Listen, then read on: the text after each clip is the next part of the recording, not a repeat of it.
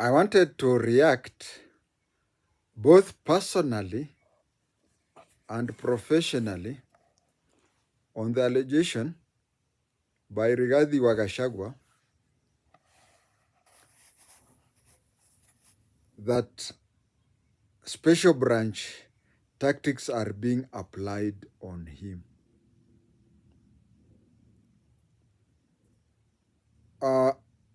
The basic training we had is that every report that you receive should be treated in its own merit, singularly. Do not take a report. For example, you could be having somebody who has given you thousands and thousands of reports, which have always been proven to be true. Do not use that opportunity to say that the report that he or she is going to give you next is completely true. On the other hand, do not take a report of somebody who rarely gives you the truth and say that even this time he or she is giving falsehood. It reaches a time when a person who usually gives you the true picture, one day he may or she may cheat you, especially taking into account that you trust him or her very much. On the other hand, somebody who knows that you don't trust him or her may have a very sensitive report to make it to you. But since you doubt her or him, one of the two things can happen. He or she may decide not to tell you, because after all, you'll not trust. Or if he or she tells you, you will disregard it because he or she usually cheats. So we were trained that treat each and every intelligence report with its merit. Somebody can be always cheating, but this one time can be telling the truth, or somebody can be telling the truth all the time and this time is telling lies. On my personal level, I tend to disregard, to think that he is cheating.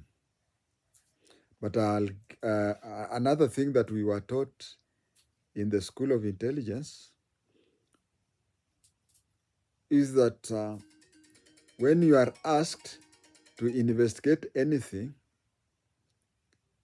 you have to know, those days in the 80s, there were only 3 people whom you could not suspect. There was God the Father. The second one was the president, because he was above the law then. And third and last, it was you, the investigator or the intelligence officer.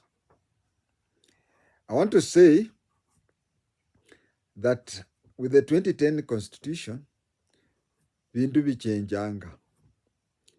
The only 2 people you don't suspect is God the Almighty and you yourself, because you are not there. Even your boss who gives you the brief to investigate, he could be very guilty. So investigate with an open mind. So even though I don't trust Rigathi Gachagua in this and other cases, but I'll have to give both professional and personal opinion.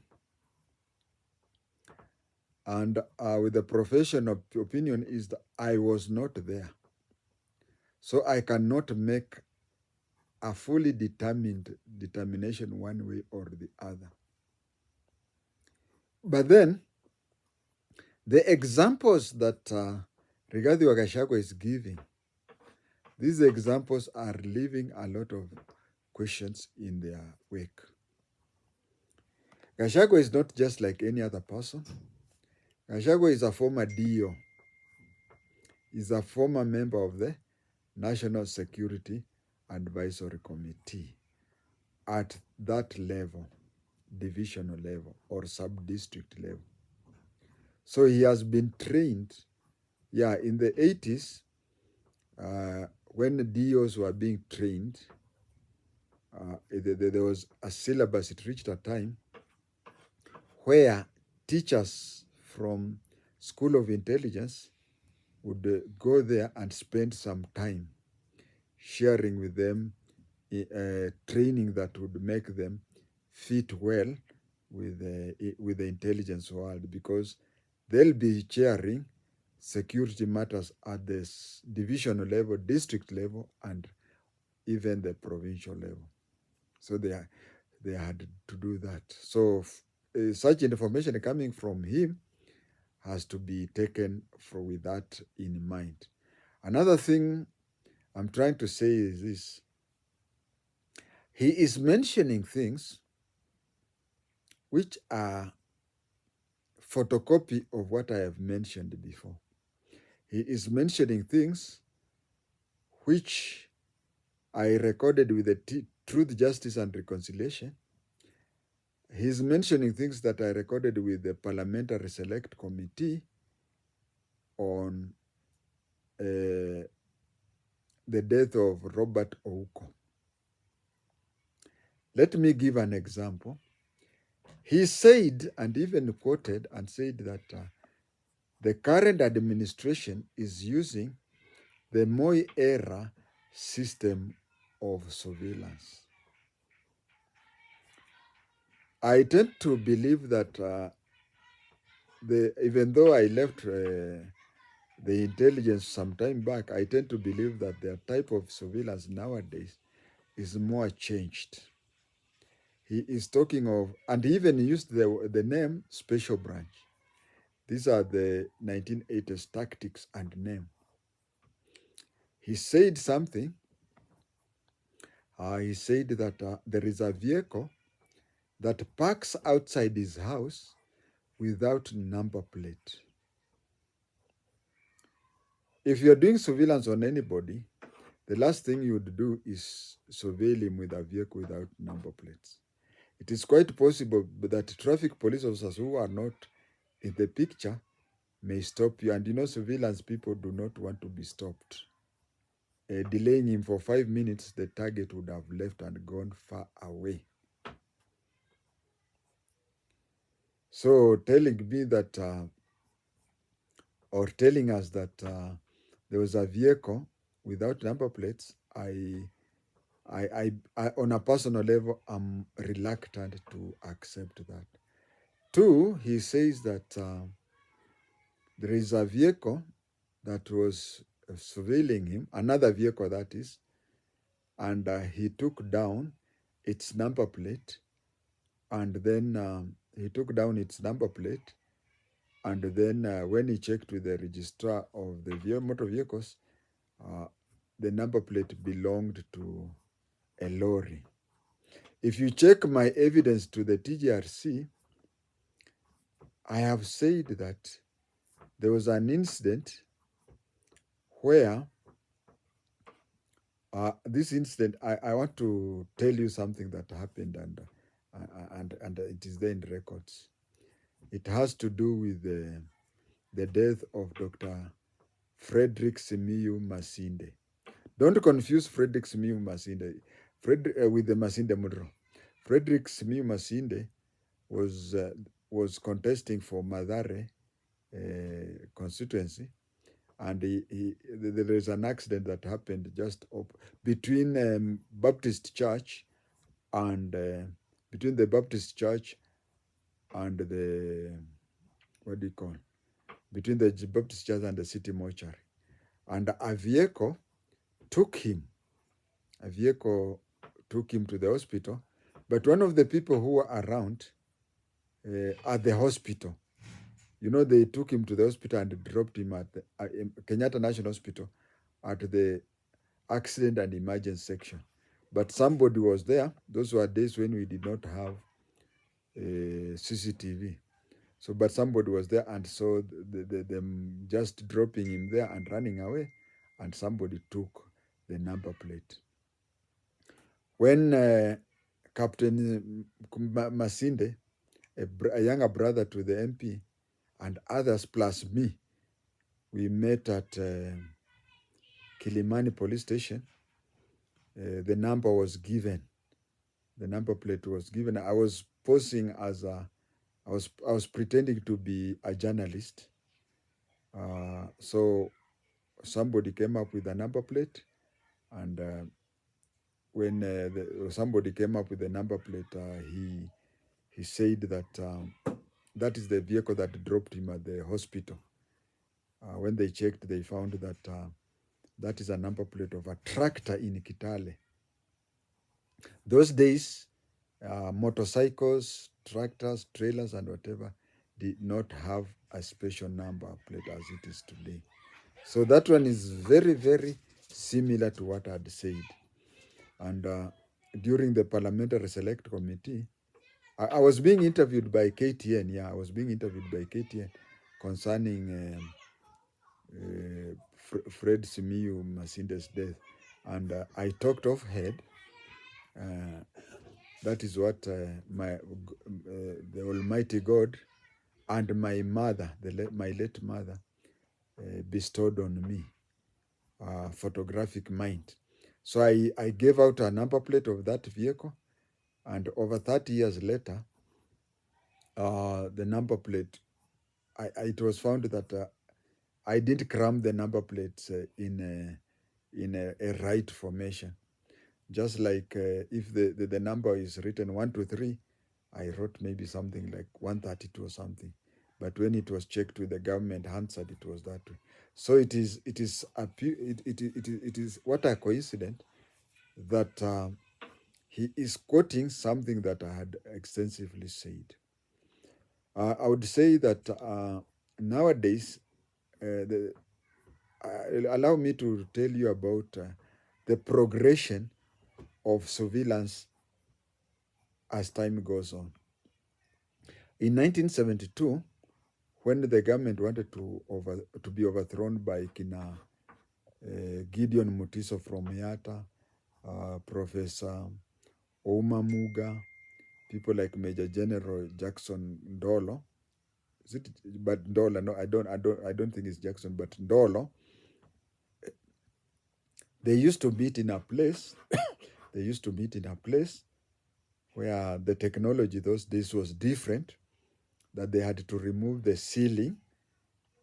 Whenever they used to meet in that place, somebody would remove the ceiling and place somebody there. So you'd be taken to that office at night, placed in the ceiling, so that when the coup plotters come and plan during daytime, you are just there. You stay there for over 14 hours. And then after 14 hours, when you are being removed, another person would come. And then there was somebody who, unfortunately, he developed, in the ceiling there is a dust. There is dust. Somebody developed dust, coffee, but he was lucky that it was during a celebration of the national celebration. So he would wait until when the Air Force planes were flying past, and then he would cough. That is the initial surveillance that Kenya had in the 60s and early 70s. It progressed to 70s and 80s. We started using this thing about going to a house and then planting their bagging devices. Today, we still have that bagging devices, but what we do is we place their bagging devices. That is two sides. Previously, it used to be audio only, but now we do it even with the video, so that the whole thing, as you are plotting or doing anything, people in a control room are watching you over some monitors. That is what is happening. As for surveilling somebody, nowadays mostly they have stopped this system of having chase cars. By chase car, I mean if you are going from Nairobi to Nakuru, the first vehicle would would follow you from University all the way to Kino. Then from Kino, another one would take you all the way to Limuru, and then the other one to Naivasha and so on. And maybe the one in Naivasha have been the first vehicle, has gone there to move there. So they would have several vehicles chasing you. It was even serious those days that you'd be chased by about 12 vehicles at a go. Because let us assume that you are coming from Adams Arcade and you have approached Kenya Science. Nobody knows whether you'll follow the Karen Road or you'll follow the Naivasha Road. So there are some vehicles along Ngong Road, should you decide to go towards Karen and go. And then there are some other vehicles which are along Naivasha Road up to Dhiru. So when you turn at Kenya Science or Junction Mall, then somebody will be told. That is when those people who are on the Ngong side will be told to stand down. That one was very expensive, but nowadays people use drones. They can use drones. They can use, we have, police have, okay, I know Kanja will not be happy with this, but NIS have access to the police control room. They can monitor you through the street or whatever. So nowadays telling us that they are going back to that time, it's a bit hard to believe. Then he's also talking about, he talked about him being poisoned, but this time, unlike the other time, this time he did not talk about Kisumu, but he talked about him trying to be poisoned when he was meeting Kikuyu Council of Elders. I want to say this from a point of view of an expert, is that food poisoning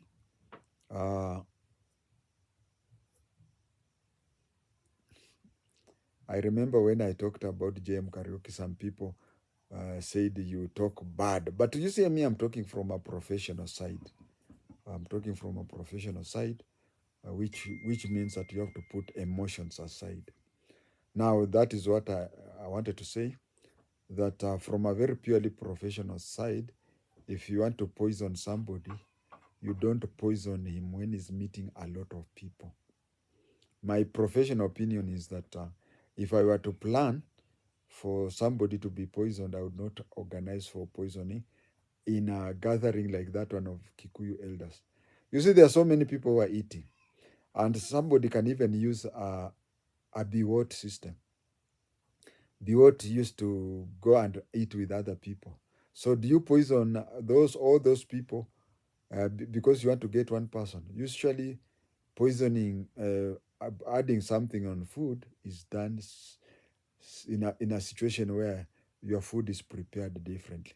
Let us look at the way Henry Pius Masinde Muliro was poisoned to activate a heart attack. I've recorded also a video on Henry Pius Masinde Muliro. What happened was, after Henry Pius Masinde Muliro had met Wajakoya, yes, this Wajakoya, not any other one, they had met and a decision was made that whatever they had discussed will be risky for it to reach Kenya, for Masinde Muliro to reach Kenya.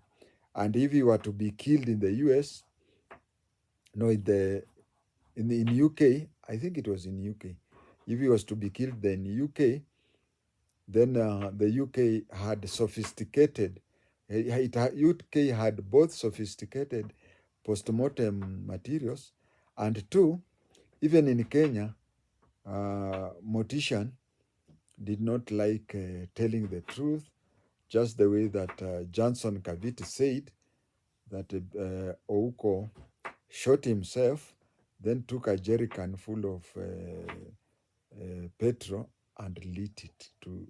So our system, we had poor materials, and also we had people who had already been scared of telling the truth. And what happened to him was that the air hostess, who was a Kalenjin girl or woman or female, she was approached and told, "Do you see that person seated on chair number this? Whatever he orders, if it is a drink or food, you can mix with this powder." So when he mixed that powder, it is the one that activated a heart attack.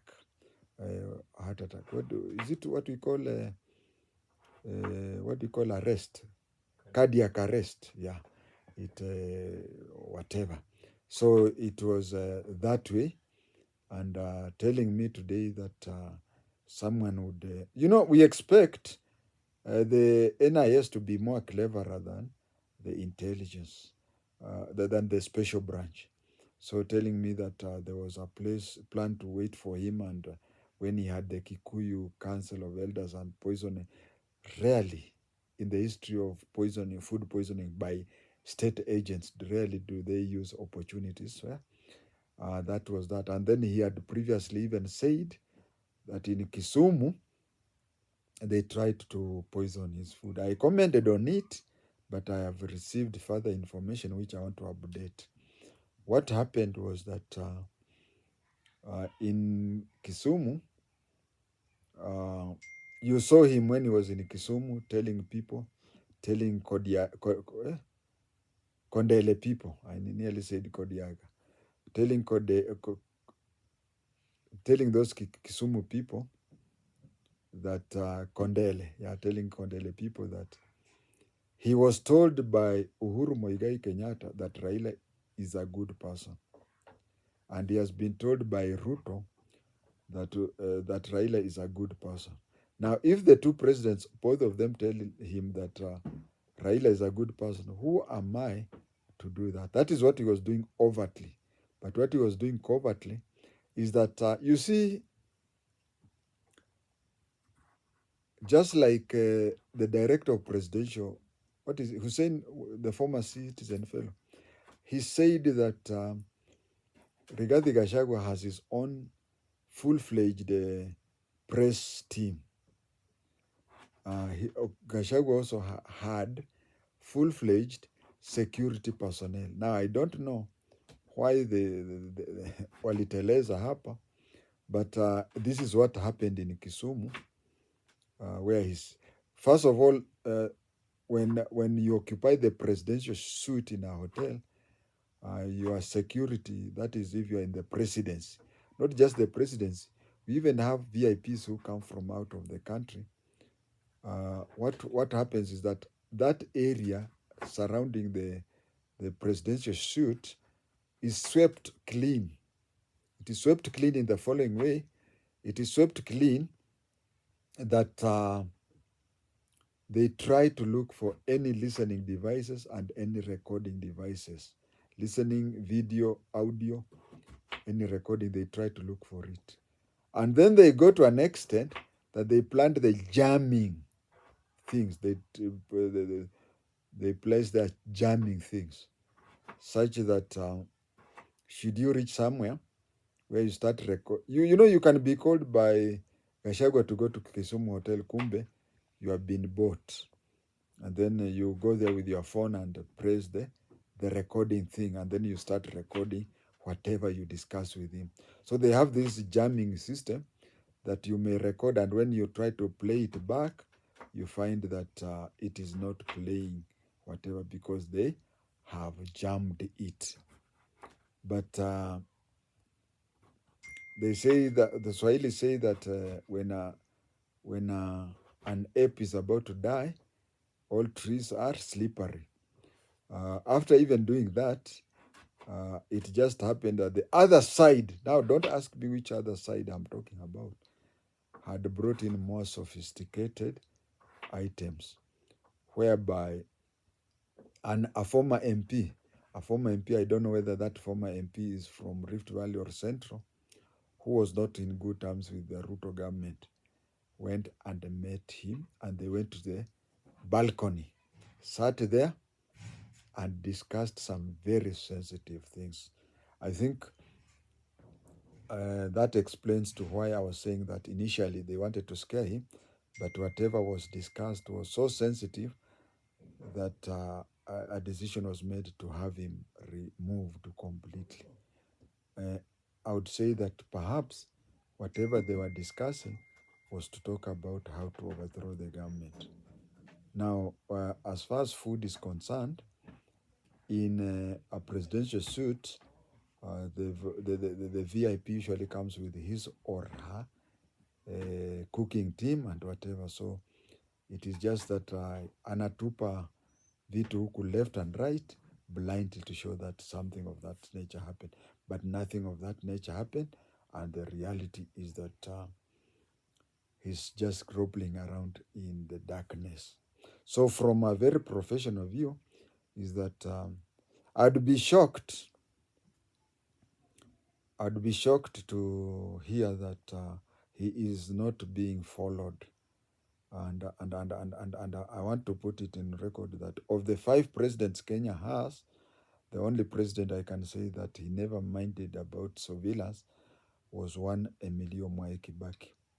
I would be shocked if I heard that Ruto does not send out people to monitor people. I would be shocked. He's the type who most likely would do that. Lastly, he tried to comment about hostile surveillance. Yes, hostile surveillance, I talked about it on Dr. Kingori. Hostile surveillance, I've also uploaded a video on it, and I wanted to comment lastly on hostile surveillance. If he says that, if what he's trying to pass the message is that there was hostile surveillance against him, then I can say there could be some truth in it. Hostile surveillance, there are 2 types of things. 2 sides. There is the side that we call surveillance. Surveillance is where we are supposed to monitor you through and through, but you are not supposed to even know that there is surveillance. Actually, if there is a suspicion, and especially if there is proof among us that you have discovered that there is surveillance on you, then usually there is a pandemic. Usually there is, what do you call? There is a pandemic. Usually there is alarm. There is this and that. And usually there is a crisis call to come and review about that. In surveillance, you are the last person who is supposed to know that you are being surveilled. Now, surveillance is done on various levels, because a person like Rigathi Gachagua, being a former district officer, you cannot do surveillance on him the way you do it to a secondary school headmaster. They have to be a bit different, because he's technically knowledgeable. And that is why when Dr. Robert Ouko knew that surveillance was mounted on him along Kericho Road, he took the next available vehicle, which was a tractor. So in surveillance, you are not supposed to know. And if they are surveilling you and they are surveilling me, mine has to be more technical, because I am trained in that, and they know that I know how to do that. So surveillance is done person per person. And surveillance, you are not even supposed to know that they are monitoring you. As I've said, when when you know that you are being surveilled, when they know that there is usually pandemic on their side. They are pandemic on their side, and so on and so forth. So we now go to the second thing that he's trying to insinuate. He's trying to insinuate that there is hostile surveillance. Hostile surveillance is now when they show you. You see, surveillance is, you are supposed not to know that you are being monitored, isn't it? But hostile surveillance is where you are supposed to know that you are being followed. You are supposed to know that you are being followed. Why do they do that? You see, a panicking person usually makes mistakes.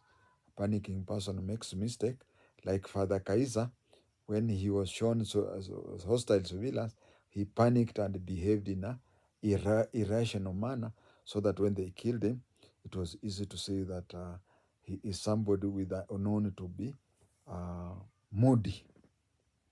So that is some of the reasons why we usually have hostile surveillance. But you know something? A very good thing about hostile surveillance, even the time when it was mounted to me from a very professional manner, I concluded that you know, they cannot perform hostile surveillance on you if they are succeeding in surveillance. You know, they can try surveillance.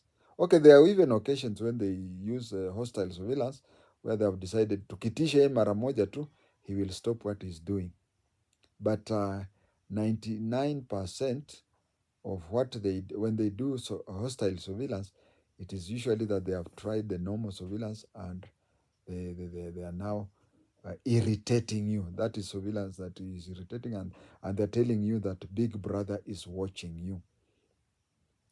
So if it is true that hostile surveillance is being given on him, because I have no capacity to know from here, then it shows that wanajaribu kumuingiza baridi. But what I know about hostile surveillance is that hostile surveillance today or any other time shows that they have tried all types of surveillance and failed. They have tried all types of surveillance and failed, and then they have come up to a conclusion that they have to irritate you. That is my view, and I want to believe that you know, there is also kujikubali. For those of you who have seen me talking about my past and anything, you find that when things go bad for you and so on and so forth, it takes some people, it takes weeks to kujikubali. Others take months, others takes years, and others like me take decades. So it is quite possible that Rigathi Gachagua finding himself where he is. The other time he was even complaining that he has seen that some central province leaders, if given good money, they can sell their mothers. What he may have shown his chest, believing that some people, especially from the mountain, would stand by him, so that. But he has found that he's alone. But this crying wolf is also dangerous. It is also dangerous because the time when you will realize genuinely that surveillance is now on you, you may try to raise alarm, and what people will do, people will just say that you remember the story of crying wolf. The child used to say, "Hey, woof, woof, woof," and people would rush to go and save her, only for her to start laughing. But when the time the wolf came, that is that. I believed that it was good. It was a good idea for me to give a very technical aspect of it, even though from where I am, I really doubt whether, of course, what I've seen with Ruto and what I'm repeating is that the only president in Kenya up to now whom I can tell you that he used to say, wachana nayo, kwani iko nini? Watachoka. But the other four presidents, including William Ruto, I would not be shocked if he mounts surveillance, both surveillance and hostile surveillance, to real and imagined political threats to him. Thank you. Let us meet in another episode of JI-TENGE.